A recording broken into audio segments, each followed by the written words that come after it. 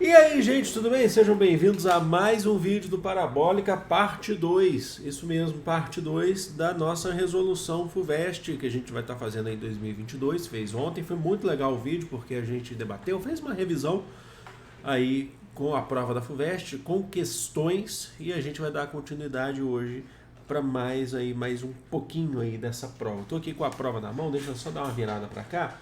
É o seguinte, ontem foi muito legal, eu falei inclusive de conceitos importantes para vocês. Hoje a gente então dá continuidade, lembrando que a prova da FUVEST agora, o vestibular FUVEST agora é dia 4 de dezembro, né? Então, é dia 4, é isso mesmo? Dia 4 de dezembro, então tá próximo fim de semana, próximo domingo, a gente vai dar continuidade aqui fazendo as questões para vocês. Já se inscreva no canal se ainda não for inscrito, porque tem muito conteúdo aqui. Se vocês estiverem assistindo esse vídeo aí, saibam que tem conteúdo pra caramba de filosofia, de sociologia, de história, tem coisa de geopolítica, de atualidades, conhecimentos gerais, tem coisa pra caramba aqui.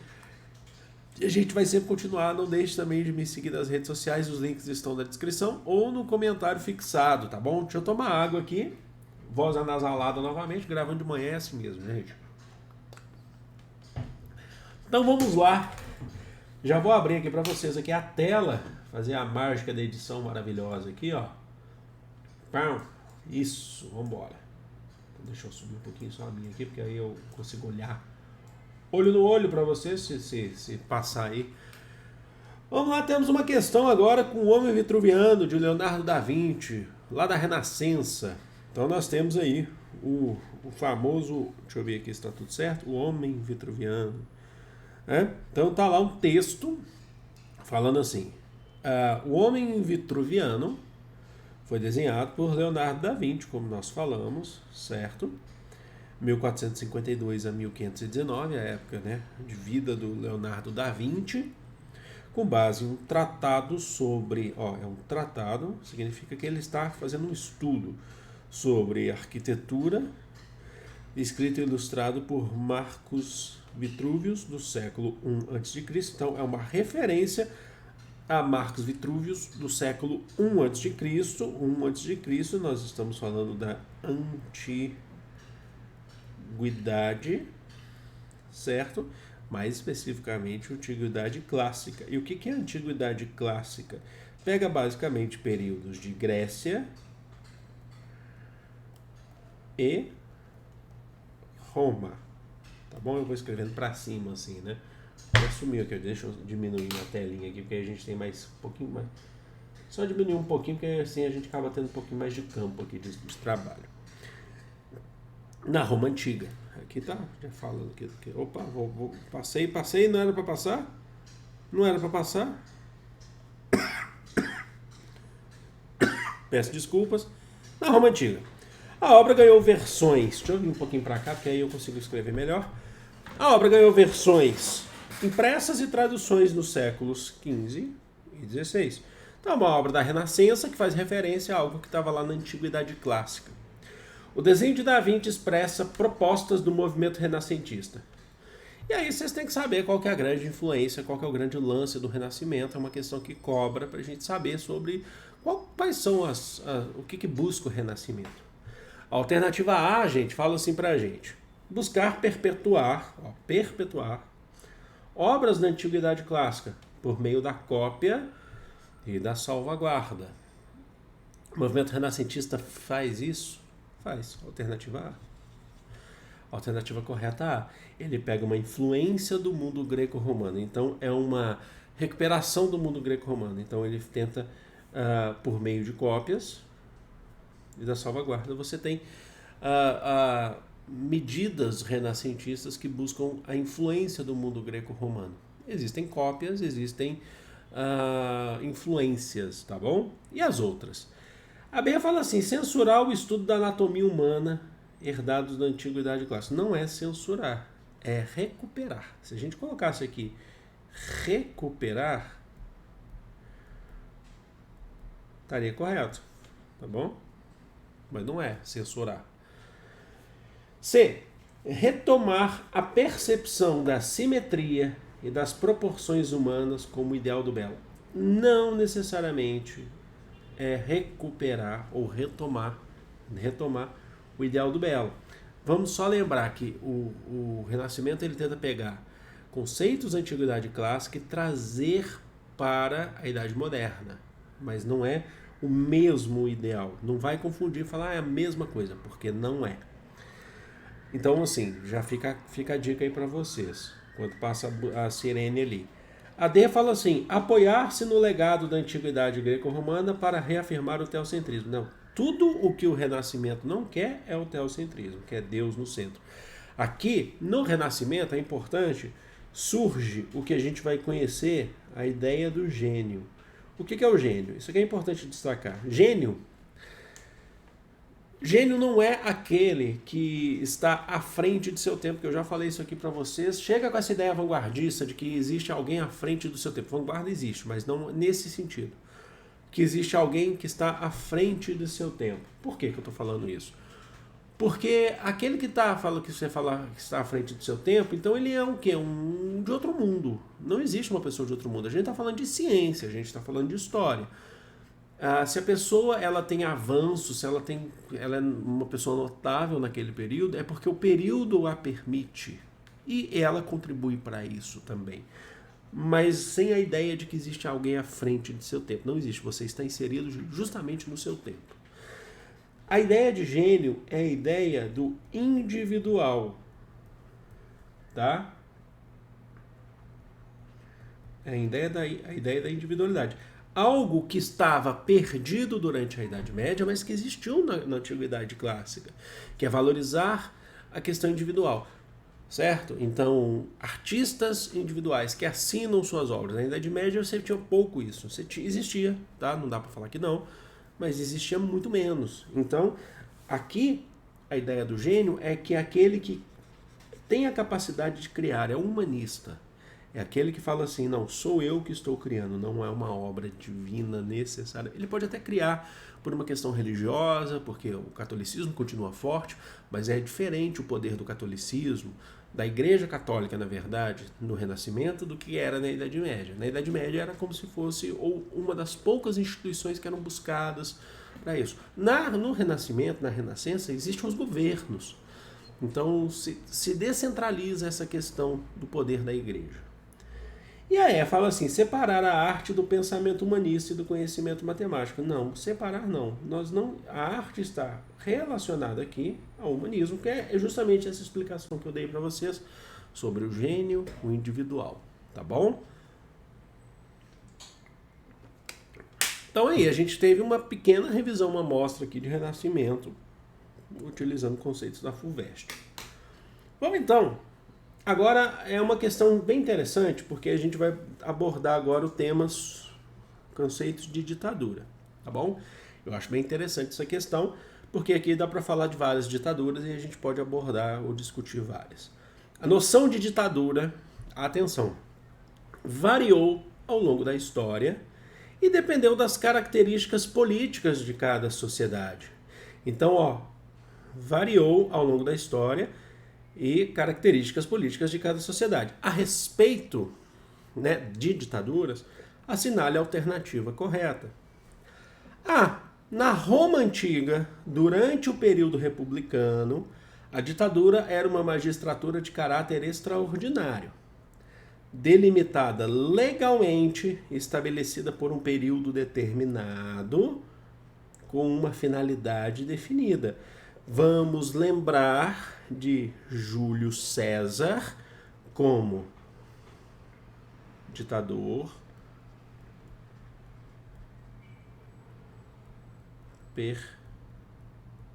perpétuo de Roma. Qual que era a função? Qual que era o objetivo, a finalidade de Júlio César? Estou trabalhando aqui com a ideia de Júlio César, tá? O período determinado. Aí a gente não está falando assim, é um determinado, vai de X a X. Ou pode ser até quando for definido. Nesse caso aqui de Júlio César, definiram como perpétuo. De Roma, a finalidade era organizar Roma. República Romana é o período de maior expansão de Roma. Então você tinha muito crescimento, aumento da população de escravizados, aumento de plebeus reivindicando direitos. Então colocaram Júlio César, após o primeiro triunvirato, devido às suas conquistas, como um ditador. Foi estabelecido pelo Senado. Então era uma medida, legal. Está correta então a afirmativa? Está correta, a gente já marca ela, alternativa A. E aí é muito legal essa questão, porque a gente vai ver outras ditaduras ou outros momentos que tem que estar errado aqui para a gente poder falar, tá? Porque já sei a alternativa A, a gente já definiu que é a alternativa A. Vamos ver outros aqui. E é legal porque a gente vai falar de outros momentos na história. Com o golpe 18 Brumário em 1799, a gente está falando na França então, instaurou-se uma ditadura parlamentar na França, sob o comando de Napoleão Bonaparte, cujo objetivo fundamental era reescrever a Constituição Francesa. Temos alguns erros aqui. 1799, a gente tem o período que a gente vai chamar de consulado. Então, não é necessariamente uma ditadura parlamentar. A gente está falando de um período onde Napoleão Bonaparte governava com mais 2 cônsules que tinham poder consultivo mesmo, tá? O objetivo fundamental não era reescrever a Constituição Francesa. O objetivo fundamental do governo de Napoleão a partir do 18 Brumário era o quê? Era o estabelecimento, tá? Ou a consolidação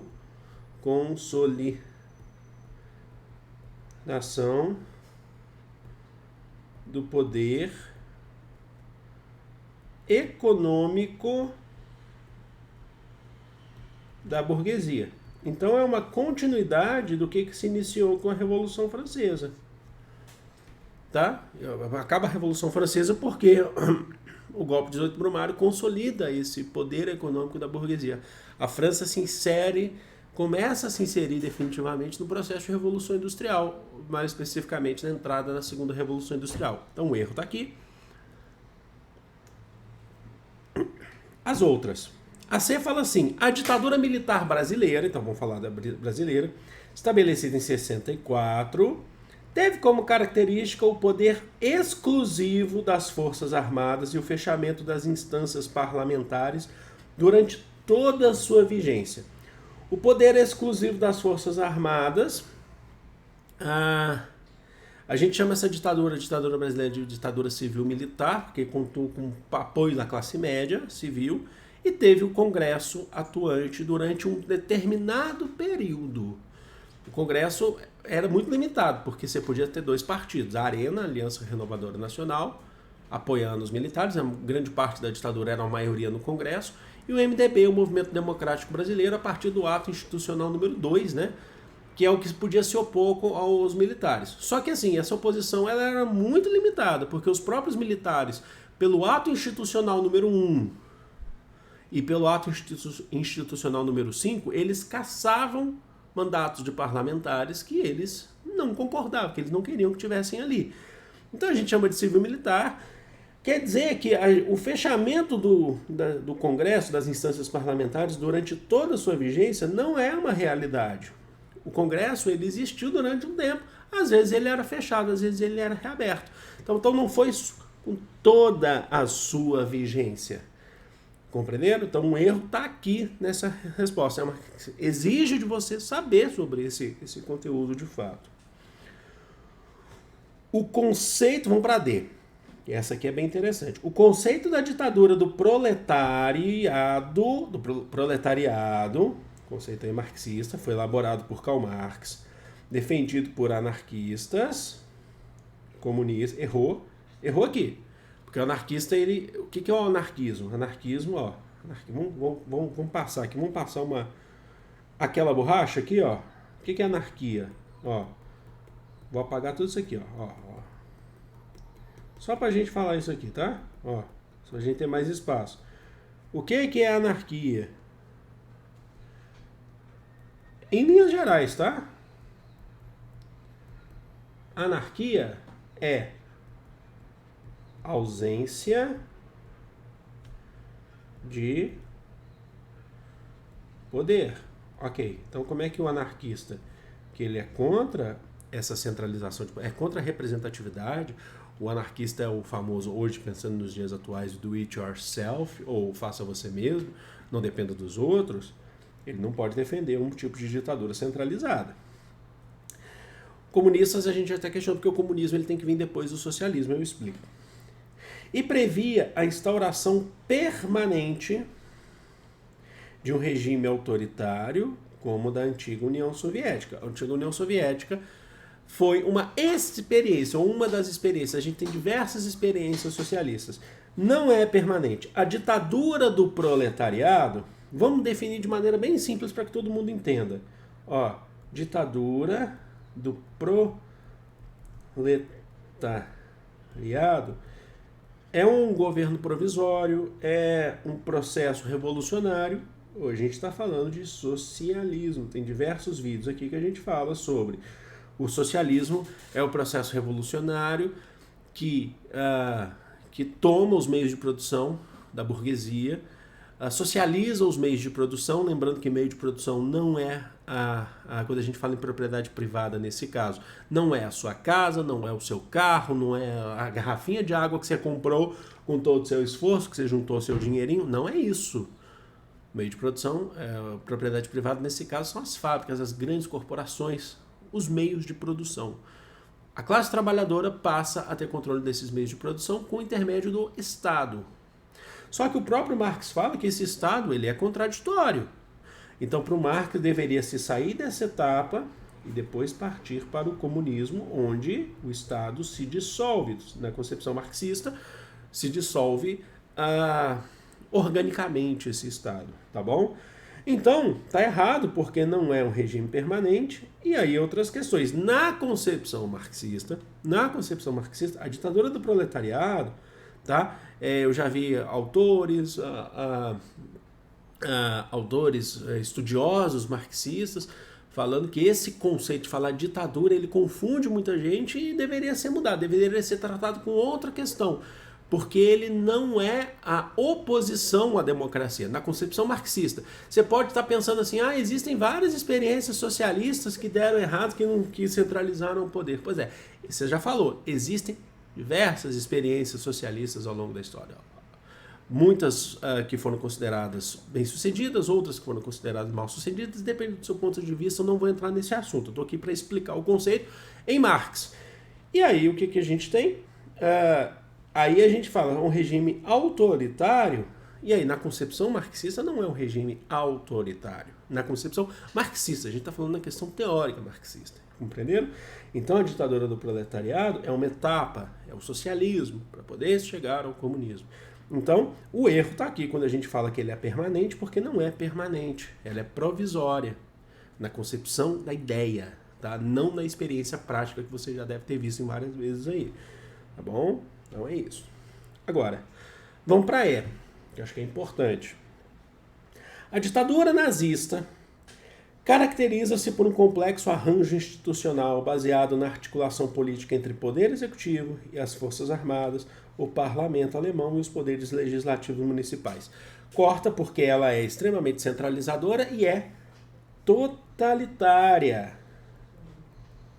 Significa o quê? Está tudo nas mãos do poder executivo. Então não tem o parlamento alemão, nem os poderes legislativos. O Reichstag, que é o Congresso alemão, foi queimado, até reabriu depois, sim, mas com centralização política de Hitler, depois ele foi fechado de novo, se tornou uma ditadura de partido único, com só a representatividade do poder executivo. Então está errada essa concepção de ditadura nazista também. Bom, então nós passamos por diversos momentos na história para entender conceitos de ditadura, tá bom? E aí a gente vai para a próxima. Vamos lá, gente. Seguinte. Martim Fierro acredita na importância da contribuição intelectual da América. Contribuição intelectual da América. Prévia, tesourada a todo o cordão umbilical. Acentuar e generalizar para as demais manifestações intelectuais o movimento de independência iniciado no idioma por Rubem Dario, não significa, entretanto, que haveremos de renunciar, nem muito menos que finjamos desconhecer que todas as manhãs nos servimos de um creme dental sueco, de toalhas francesas e de um sabonete inglês. Não está falando. Mesmo que a gente fale todo o mesmo idioma, que a gente tenha uma América unida, não significa que a gente não vá usar o mesmo creme dental sueco, toalhas francesas, conceitos europeus, um sabonete inglês. Martim Fierro tem fé em nossa fonética, em nossa visão, em nossas maneiras, em nosso ouvido, em nossa capacidade digestiva de assimilação. O Manifesto Martim Fierro. A revista de vanguarda literária Martim Fierro foi fundada em Buenos Aires, na Argentina, em 1924. O manifesto, publicado no seu número 4, apresentava sintomas com o movimento modernista paulistano. São sintonias com o movimento modernista paulistano. Porque a gente sabe que um dos grandes resultados desse movimento modernista, ele não se limita a isso, mas um dos grandes resultados é a Semana de Arte Moderna de 22, certo? Ele não se limita a isso, mas ele é um ponto de referência aqui pra gente. Ok, vamos lá.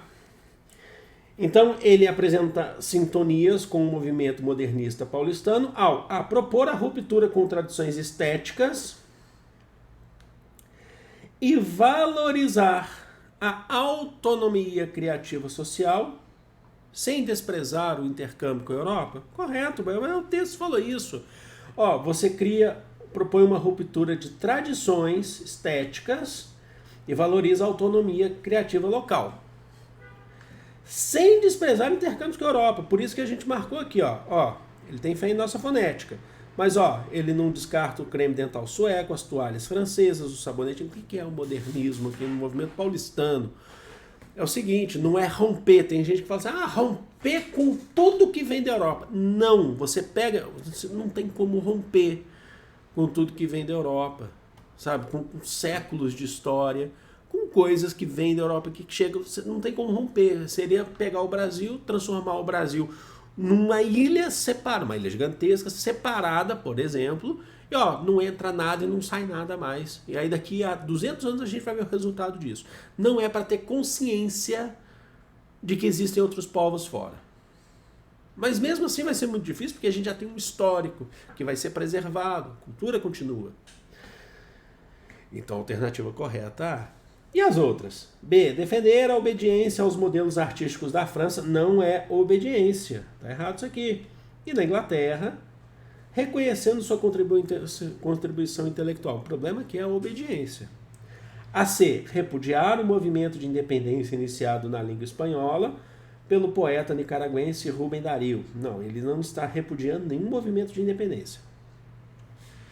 Aí, essa ficou muito fácil, né, depois que a gente consegue entender essa relação. A D fala assim, buscar inspiração nos modelos de expressão popular e artístico originários da América e revolucionar os hábitos de consumo. Mas o próprio texto fala que já sabe, tem consciência que utiliza o sabonete inglês, o que mais? O creme dental sueco, então não é revolucionar hábitos de consumo. E a E fala assim, condenar a inquietação intelectual e a experimentação literária em favor da cultura de massas e do conformismo. Não é para se conformar. Ele não está falando isso, é para fortalecer a tua língua, teu idioma. Não é para se conformar, tá bom? Então não fica muito difícil essa aqui não, né, gente? Vamos lá, então. Para mais uma. É o conseguinte aqui. Nós temos aqui duas imagens bem interessantes. Uma que é a foto, uma fotografia aqui, vamos representar aqui. Aqui é o dia D,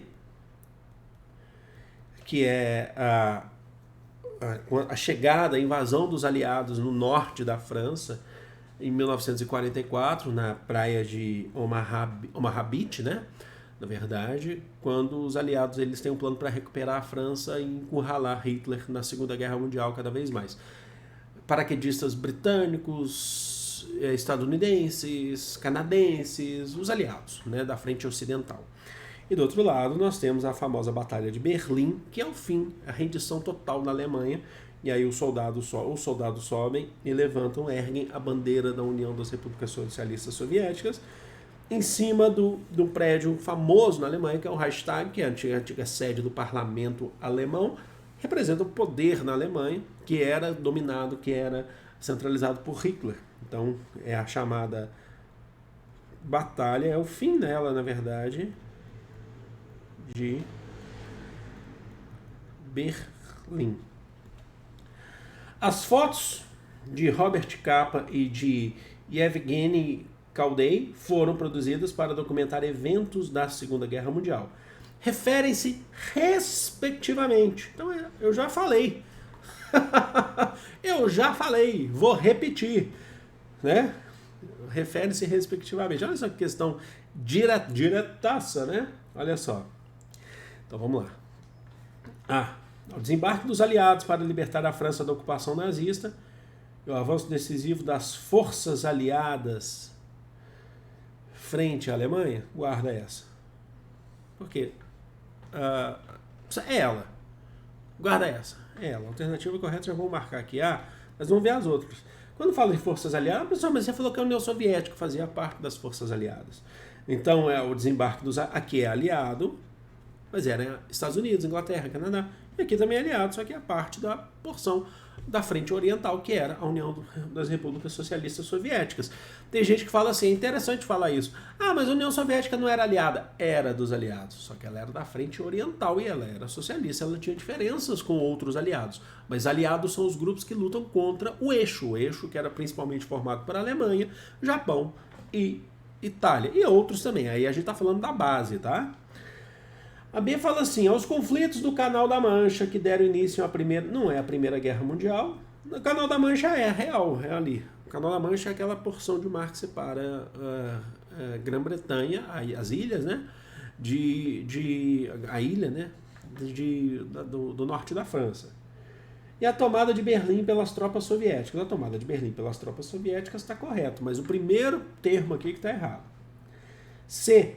A fuga de membros da resistência francesa para a Inglaterra não é a fuga. Isso aí foi lá no início da guerra, 1940, após a invasão nazista e o início da construção do Muro de Berlim. Gente, o Muro de Berlim foi... Essa aqui está toda errada. O Muro de Berlim foi construído em 1961. Na verdade, ele ficou pronto em 1961. Ele começou a ser construído antes, logicamente, né?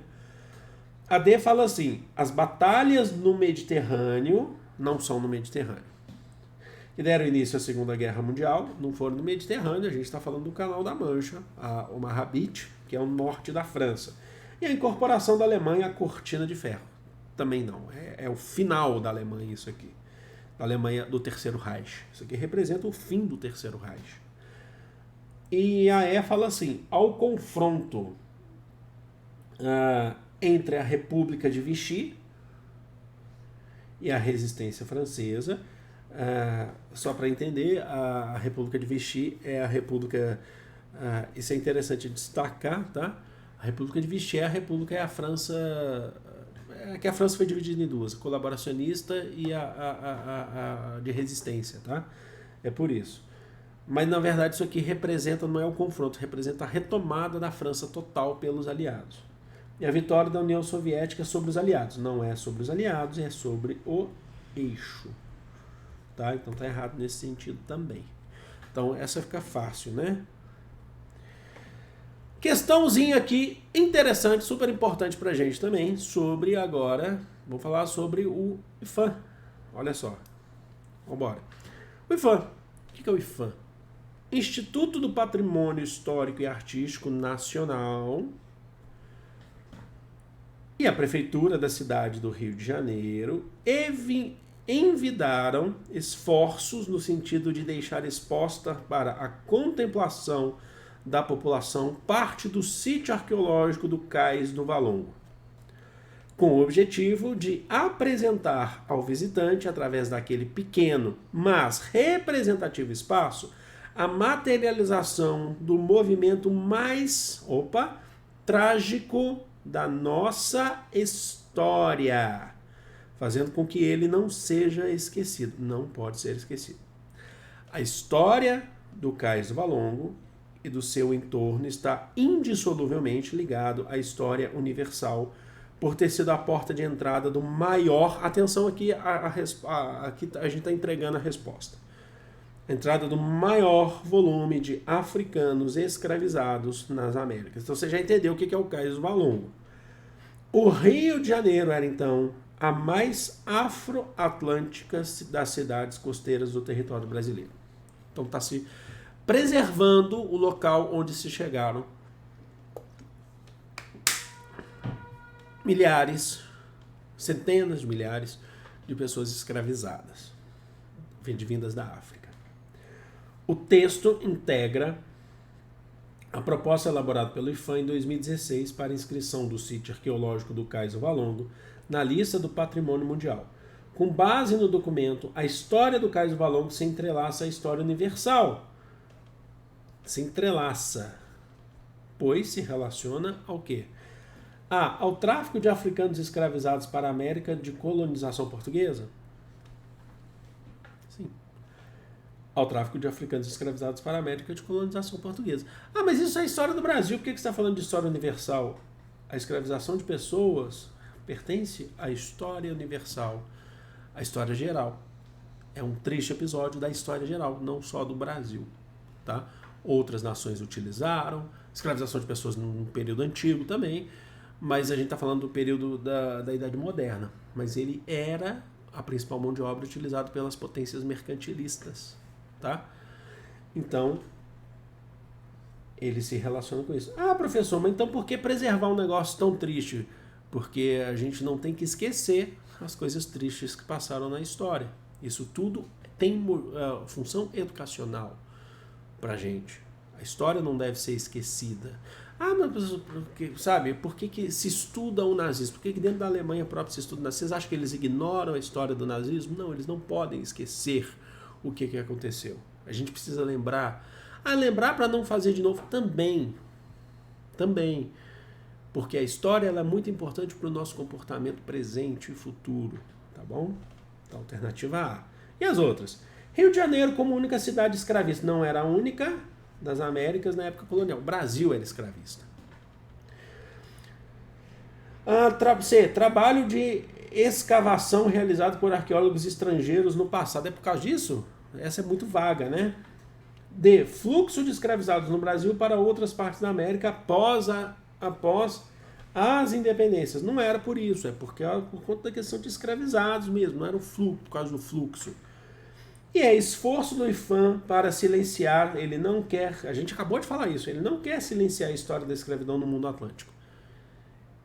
Ele quer que a gente lembre, ele quer que a gente estude, que a gente aprenda sobre, para não fazer de novo. A história é uma ferramenta importantíssima, tá? Guardem bem isso, tá bom? Então, é isso, né, gente? Eu acho que agora, sim, nós fechamos aqui nossas questões. Bom, vamos ver o que a gente pode fazer mais. Deixa eu fechar direitinho aqui. Vamos ver o que a gente pode fazer mais aí durante essa semana aí para vocês. Mas eu já adianto que eu estou muito feliz aqui com o resultado aqui, do que a gente está fazendo. E eu vou ficando por aqui.